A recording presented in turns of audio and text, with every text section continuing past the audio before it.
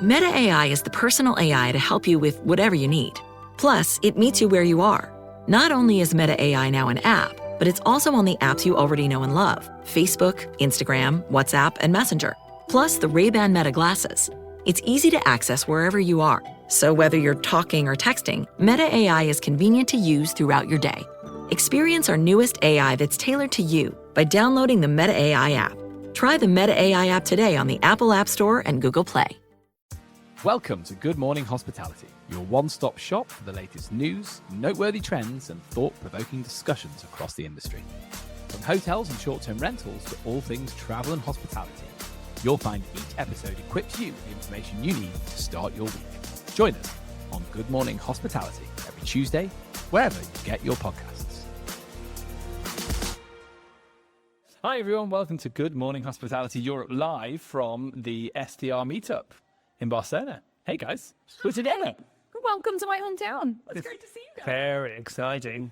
Great to be here. We're kind of your old half second home, really. Well, it's the Truvi home. The Truvi home. Yeah, I guess I know the streets of Barcelona fairly well, I think. But as you can see, the event hasn't kicked off yet. It is going to be busy, obviously. This is just the calm before the storm. When did you get in? When did you get to town? Yesterday morning, myself and Louise came up, and we have had a few things to do, some venues, kind of stuff with a view to next year, some business to take care of. We nearly got an exclusive then, didn't we? We nearly got an It's exclusive. this time he wants to tell us the secret. We want the gossip. We'll get it out of him tonight after he has a few drinks. New venue, new location. Okay, we'll get it. Said too much. His team begged him not to do this. They begged him not to do this. And Sarah, we're in your town. I mean, how exciting for you to walk to an event, isn't it nice? Well, I thought I was going to bike to this event, and then needless to find out, the Ramblas are in complete construction right now. Yeah. So I'm like cycling down. I thought, great, I'll be doing. It was a 10-minute cycle supposed to be, and I left at like 4:10. So and I got here 50-minute beta. It was an absolute nightmare. And it's very humid. It's welcome to Barcelona. And when I walked into this place, I was like, oh my God, there's AC. This is magical. But I mean, obviously, I've always been so jealous of these two smug people who live by the sea, and now I, of course, live by the sea. So we've had our own heat wave. Can you see the tan, guys? I actually can. You look. More burn than tan. It's going to go there. It's going to keep it light. We don't that's tan fine. well, but the point is, if we're enjoying ourselves. Yeah, it's fully in there, isn't it? Gang, I'll start, I guess, by saying very excited to be at this event, which is co-sponsored by Truvi, Scale, and of course, Good Morning Hospitality Europe. Why do we feel like it's an important thing to do? I feel like at this time, we need to band together as an industry. We need to be as one to fight all the regulation and stuff. What are your thoughts, Damian? Oh my goodness. Well, I know you guys have spoken a lot about regulation over the past few months, and I mean, it's everywhere, isn't it? And I think it's a kind of a lonely and difficult time for many operators, isn't it, out there? And, for people to be able to just come together and just realize, hey, yeah, this is a struggle, but, I know it sounds really corny, but we're not alone. Together we have a voice. And that's not just PMs. This is service providers, associations, everybody's coming together just to see, we're stronger together, and we're a huge industry and very young industry as well, and we've got strength here too. So I think we need to do these kind of things much more often. And it's not just about coming to a conference or anything like that. It's even just a meetup. We have a couple of drinks and just see people, name to a face, and just be there for each other and just talk, just keep conversations going.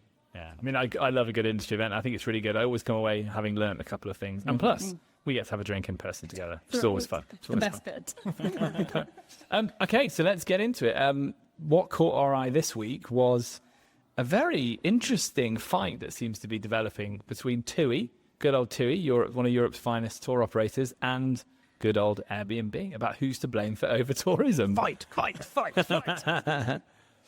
Who wants to go first? What do we think? You know what I think? It's the cruise ships. So nothing to do with either of them. It's all about the cruise ships. No, I think it's a really interesting debate. I think it also distracts from the problem. So I was actually kind of disappointed to see this in the news. Okay. A smear campaign, is that really the best that our industry can do? And especially, you think about Powerhouse from like Airbnb in particular, and their marketing arms. There's so many smart people. You want to get involved in this? You're going to stoop that low? Yeah. It just seems, it's pathetic, if I'm honest. Yeah, I agree. Two such huge companies, just basically saying, no, you're to blame. No, you're to blame. It's not going to get us anywhere. It's having just sensible conversations. And, as you say, there's cruise liners. There's so many other kind of organizations as well that bring people to a city. Like you think in summertime, there's festivals like all over the place as well. Nobody says, hey, festival organizers are to blame because you're bringing 20, 30,000 people to a city. Where do you draw the line in terms of what's bringing people or tourism into a city? Why is it just one, industry? There's plenty to come together to solve it. And I hasten to use the word blame because I don't think it's a blame issue. It's about just all of those organizations that contribute to numbers coming into a city, any region or village. Let's just work on why that is. Where is that pattern headed, and how can we work together, all of these different industries, just to kind of maybe control numbers and just do things a little bit more sustainably together? I was at the Visit England Awards. Did I mention that? I think I did, didn't I? Yeah, I'm plugging that left, right, centre. I went to an award show, put a tuxedo on for the first time. Yeah, first time in my life, put a tuxedo on. Didn't win, wasn't up for an award. That's probably why you didn't win. So I would have won it had I been up for one. And we got to speak to one of the policymakers in Brighton. And she openly admitted that they don't have a clue how many short-term rentals there are in Brighton. And so as a consequence, I think that's a story that's undoubtedly going to be replicated across different local areas, certainly in the UK and definitely in Europe. So how can we even be having this conversation without proper clarification on what's a short-term rental and what's not? And that's what I'm interested in talking about is let's understand what's going on in cities so that policymakers can make smart decisions that balance local needs with like revenue generation for tourists. Then I think we're having a much more practical conversation because in preparation for coming out, the night before coming out here, we were looking at booking our holiday and we were thinking of going to just up the coast from Girona, Tossa de Mar, probably been, it's very lovely. And then I stumbled across an article about more people getting shot with water pistols, more of that stuff going on in Barcelona and Girona. And it definitely puts you off wanting to come. Does it? As hot as it is that a problem for you? That's a good point, actually. It's a really good point. But, really, do the people who are making the decisions understand how many short-term rentals they've got? Because if they don't, that to me is the first step. Like, let's have a light touch, I wouldn't use a registration scheme is probably the right way to describe it. But let's be smarter and let's get data from the platform so that we can actually know what we're talking about here. Because actually, I am on the side that the economic benefit is going to outweigh the upset it causes. I think it's just political football. I think it's also interesting when we look at property churn, for example. I think that's another thing that we have to be really careful of. When you have a municipality or a tourism organization or a local government that's analyzing how many properties are there, you have to remember this isn't like a hotel. For those that are professionally managed, absolutely. Maybe that's 20 to 30% of supply in some markets, and the other 70% plus is not on the market full time. So it's something they have to take into account. And also when you're planning to have events. So imagine you have a proposal for a festival or you put your city up for hosting a certain festival. You want to make sure you have enough accommodation. Otherwise you have a Edinburgh incident and it's an absolute nightmare. Yeah. I mean, I think that's exactly it. And to go back to this argument then between TUI and Airbnb, why are we throwing mud at each other? Yeah. Let's talk sensibly about it, not throw mud at one another. Plus, here we are talking about Airbnb again, so they've got themselves in the news again. And here's something I'm going to say. Are they kind of becoming the Ryanair of hospitality? Like, they don't care whether the press is negative or positive as long as their name's out there? Because it kind of does feel a bit like that, right?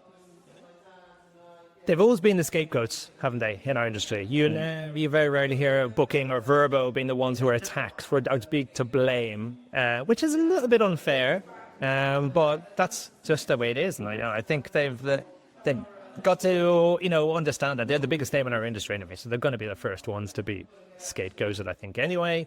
But the over-tourism thing, I think is really... It's quite fascinating because, I think especially in Barcelona, you get all these people who are, being squirted with the water or whatever because they perhaps don't look like they're, they're locals. But I'm not here as, and we're not here as tourists. We're here working for a couple of days. But yes, people could come in here and squirt us and get out of our city. Yeah. But, it's not, okay, yes, we're here. And yes, we are 3 extra people. but we're not tourists, you know. And there's a lot of. I know you've spoken about this, Sarah, in some previous pods. There's so many people who work here and live here, and maybe seasonally as well. That, you know, where is that taken into account for all these numbers, these short-term rentals, the tourism numbers? There's so much to factor in here. It's just clearly not as simple as saying there's too many people in Barcelona. That's it. It's tourism, it's short-term rentals, or it's TUI or whatever. It's so not as simple as that. And I think there's so many metrics to look at. I mean, almost impossible. But it just needs to be done in a sensible way and look at all of those metrics involved. I think you're absolutely right, Damian. I also think we talk about this all the time on the pod. You know, I know people see me walking down the street and they think, oh my God, another tourist. Well, no, I'm not. I've been here for 15 years, but I'm not going anywhere and this is my home now. And I think in particular, when you look at a city like Barcelona or many other major European hubs, the free movement of people in Europe means that why wouldn't you live in Barcelona if you can? And you have the legal right to. And so I think those are the data points for me that are missing. How many people are here actually, as you mentioned, either for a business trip or to visit a company that they own or operate or setting up an event? How many people actually live here? Just because you're not from here doesn't mean you don't live here. And I think a lot of times what is considered over tourism, it really is just xenophobia. It's no, there's too many of them and not enough of us now. And there's more of them than us, or there's more and more every day. It's not about tourism. And I think as the lines blur as well between whether you're working, whether you're on holiday, and the stays get longer or can get longer. What would someone like, and I think the data would suggest this as well, that like people are working for 4 days and then spending 5 days off. So they're extending their trips and kind of testing out whether it's a place they'd want to live, that the lines are blurring. We would think very differently now.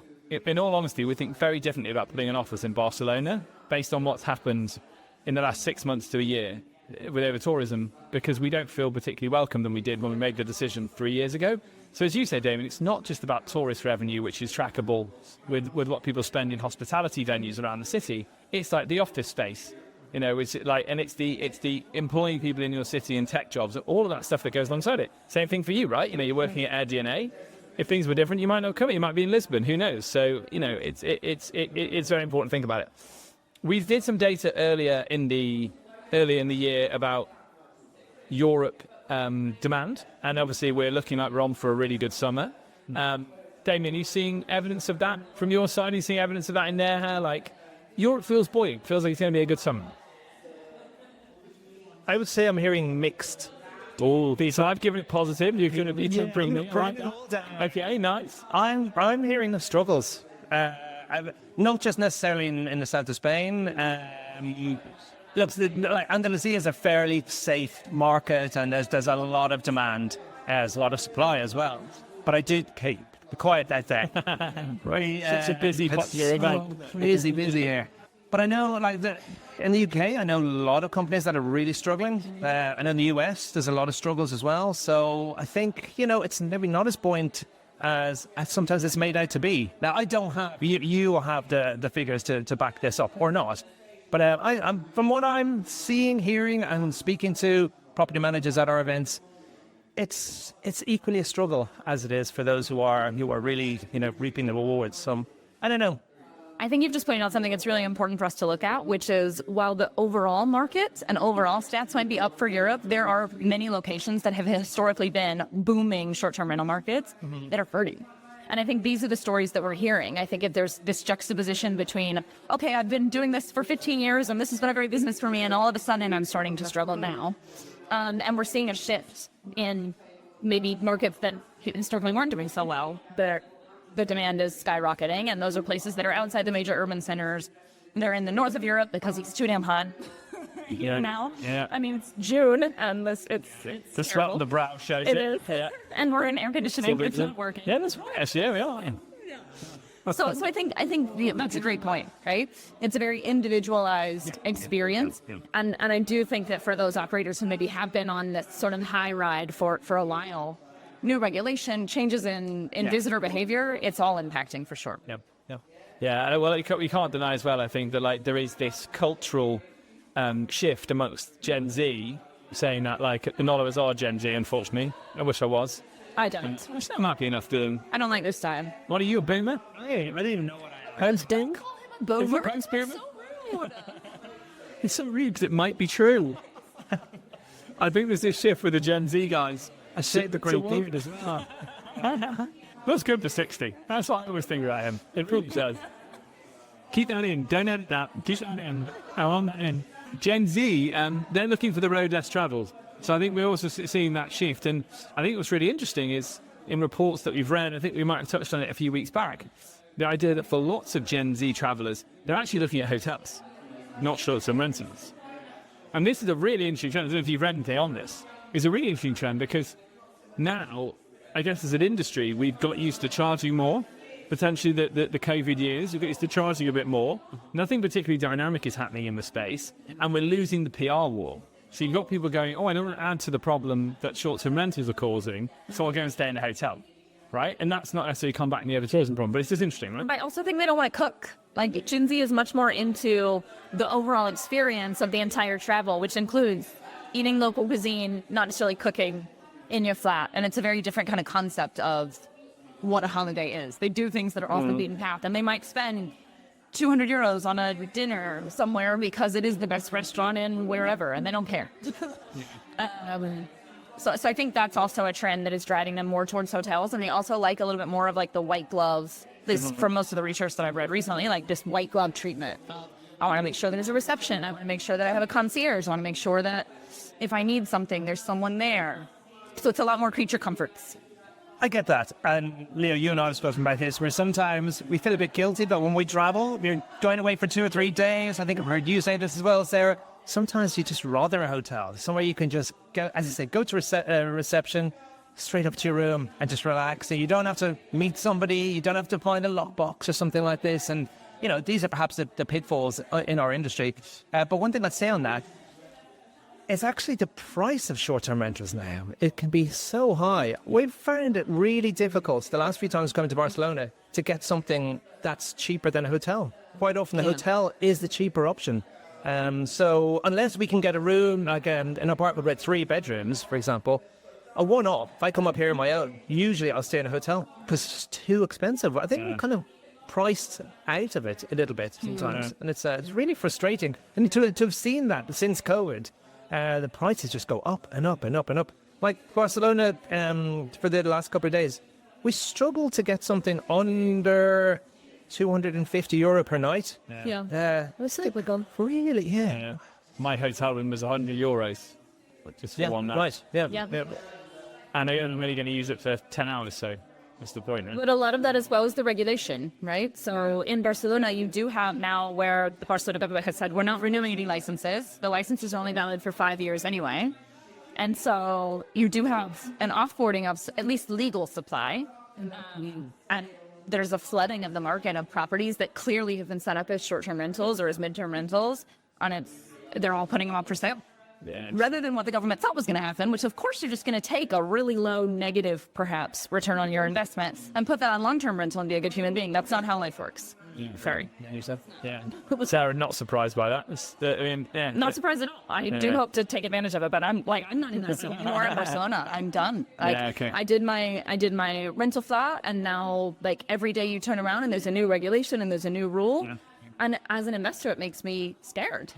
To continue to put money in it. So I've got my one property and that one is fine because I'm grandfathered into the old regulations, but I won't be investing here again. Yeah. So really, right now, I think this is the case all over Europe, right? In urban areas, I think there's definitely this movement, and all it potentially does is really hand the advantage to hotels and to planners who are going to dig up more land for hotels instead of that mix of accommodation type that you might get if you think about it a different way. And I won't finish with cruise ships, but also let's not slag them off again. One more thought I had that I just wanted to talk about is there's a big fight going on right now for loyalty, customer loyalty. I think primarily driven, by AI, because I think Vrbo, Booking.com, Airbnb, they're all quite nervous about whether their guest is going to come back to them. I think we can see some of the tactics that Airbnb have used over the last couple of weeks with experiences, with how they've been talking about their change of off-platform policy. But I think we are entering a stage where someone needs to think about loyalty, because I don't think it is attracting that younger traveller. And again, we just said I don't think short-term rentals are doing enough to get Gen Z in there. And certainly no one's doing enough to get that person loyal, because it feels very old school, the Hilton, the Expedia one, you know. I don't know how thoughts. Loyalty is old. So I don't think that that's going to work with Gen Z. I also think that the reason that they're struggling for this loyalty is an interesting phenomenon, which I call the online shopping phenomenon. So I think about like my parents.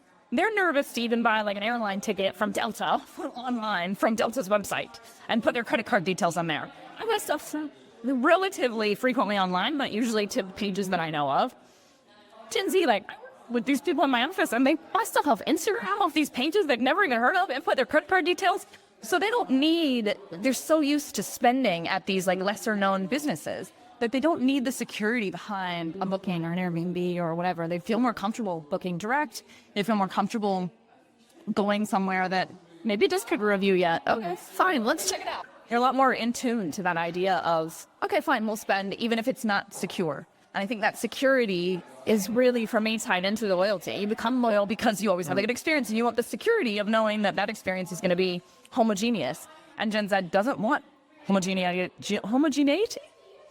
I think so. I really like it. I like it. If we just invented a word, that's really cool. Homogeneity, I'm pretty sure it's what we're going to look it up. We'll look this up. Yeah, I don't really have much more to add to that. I mean, like buying off Instagram and some of the social platforms that's an alien concept for me. Absolutely, they're going to show Such a boomer. Such a boomer. But there's so much choice now as well, in a way that you and I, the three of us, didn't have in the past. But yeah, I mean, we've never really nailed loyalty anyway in short-term rentals ever. I mean, I've been doing conferences for like 7-8 years now. I've had many sessions on loyalty, how we should be approaching it, and nobody has nailed this. And if anything, Airbnb is losing their loyalty now, and perhaps a little bit self-inflicted. But it's something that we've not nailed. And I don't know whether the Marriott or Hilton is the way to go. But most operators, they're not the size. They don't have the resources anyway to have a loyalty plan or bonus scheme or something like that. So I don't know. I don't see this changing anytime soon. I think you touched on it. You've got direct marketing in your blood. Even as you try and move away from it, as being Mr. Scale, you still got it there. I can feel it pulsating. The loyalty is to TikTok. The loyalty is to Instagram. That's the truth, right? And that's where a lot of buying journeys start, I think, and will increasingly start. I think I've nailed it. Mic drop. Mini mic drop. 3 expensive. Yeah, don't actually drop it. Cool. Okay, I think we've done it. So we're going to enjoy our night. Thanks to everyone at home for tuning in. Damian, we haven't seen you for a few weeks. What do you got going on? What's the next event off the carousel? South Africa next month, in about 5 weeks, off to Cape Town. So, yeah, I get about 12 hours to look around Cape Town. But and a long journey down. But no, it's great to... and a really, really vibrant crowd as well. Really energetic. So excited because it's... the only short-term rental conference in South Africa. But they're really, really excited, really proactive, and I'm really looking forward to it. About 200 PMs there, and so it's going to be fun. Yeah, amazing. Sarah, sign us out. Yeah, well, anyway, as always, if you've enjoyed today's episode, please hit like, share, subscribe on all of the usual social channels. Thanks for joining us. We'll see you next time.